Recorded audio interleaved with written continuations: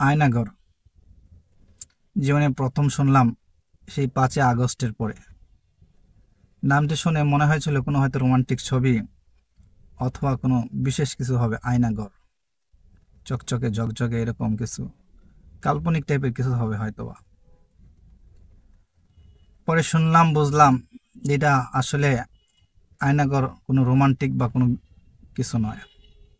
এটা এক দুর্বিষহ, এক কি বলে মর্মান্তিক,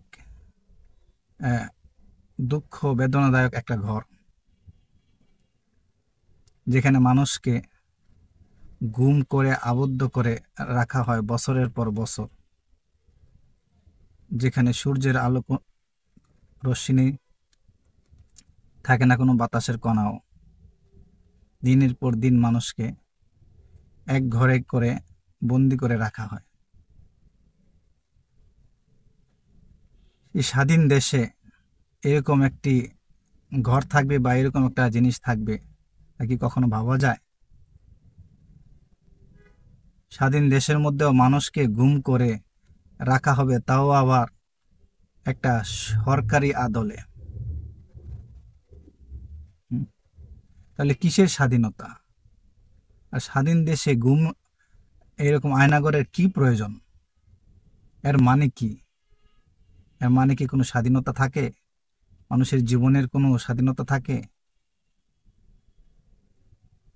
এর দ্বারা কি করতে চাইছেন? কি বোঝাইতে চাইছেন? কি করছেন? কি জন্য করছেন? সত্য একদিন প্রকাশ পাবে, আজ অথবা কাল, 1000 বছর পরে হলে সত্য সেটা প্রকাশ পাবে। সারা বাংলাদেশ থেকে শত শত মানুষ এরকম গুম হয়েছে। মানুষ খুন হইতে পারে, তার সাথে প্রতিদ্বন্দ্বিতা ছিল বা যে কোনো বড় কিছু কারণে খুন করে ফেলছে। গুম, তাকে ঘর থেকে নিয়ে যাওয়া হয়েছে, সারা দেশের মধ্যে আর কোথাও খুঁজে পাওয়া যায় না। বছরের পর বছর খুঁজে পাওয়া যায় না। 10 বছর পর একজন বের হয়েছে, তার জীবন যৌবন সব শেষ হয়ে গেছে একটা ঘরের মধ্যে। আশ্চর্য! এ কেমন স্বাধীন দেশ? এই কেমন স্বাধীনতার বলি? এ কেমন ব্যক্তিত্ব? এ কেমন আদর্শের মানদণ্ড? এটা এই স্বাধীনতার কি মানে রইল? এখানে স্বাধীন দেশের মধ্যে যদি গুম হয়, বছরের পর বছর থাকতে হয়, এটা কোনো সভ্য জাতি, কোনো আদর্শিক জাতি, মানুষ এবং সুস্থ বিবেক সম্পন্ন মানুষ এই কাজ কখনো করতে পারে না। যারা এই ব্যবস্থাটা রাখছে তারা নিশ্চয় সুস্থ বিবেক সম্পন্ন মানুষ না, এবং তারা দেশের মানুষ না, জনগণের কল্যাণের মানুষ না। তারা নিশ্চয় এক স্বার্থান্বেষী মানুষ। বৃহৎ কোনো স্বার্থে এবং বৃহৎ কোনো স্বার্থের উদ্দেশ্য নিয়ে তারা এই আয়নাঘরকে সৃষ্টি করেছে। খুনের আসামি, বড় বড় সন্ত্রাসী, চাঁদাবাজি, এদেরকে নিয়ে বা এদেরকে আইনের আওতা আনা হবে। আইন বিচার করবে, বিচার হয়ে যাবে, জনগণ দেখবে, দেশের মানুষ দেখবে, হ্যাঁ এই অন্যায়ের জন্য তার এই শাস্তিটা দেওয়া হয়েছে। কিন্তু একটা মানুষকে নিয়ে তাকে আমি বন্দি করে রাখলাম, বছরের পর বছর তার কোনো হদিস পাওয়া গেল না।